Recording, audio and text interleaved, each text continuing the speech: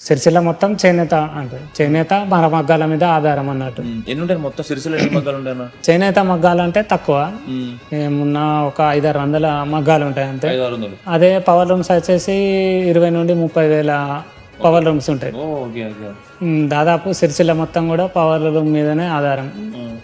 అప్పుడు ఇక ఏం పని లేక ఒక 6 నెలలు నడిచేటి, 6 నెలలు బంద్ ఉండేటి, దాంతో ఎక్కువ ఆత్మహత్యలు అయ్యేటి. ఇక ఇక్కడ ఉన్న మా ఎమ్మెల్యే కేటీఆర్ గారు దీన్ని ఎట్లా పరిష్కరించడని అప్పుడు బతుకమ్మ శారీస్ అని మాకు పథకాన్ని రూపొందించి ఇక్కడ ఉన్న కార్మికులకు పని దొరికే విధంగా ఏర్పాటు చేశారు.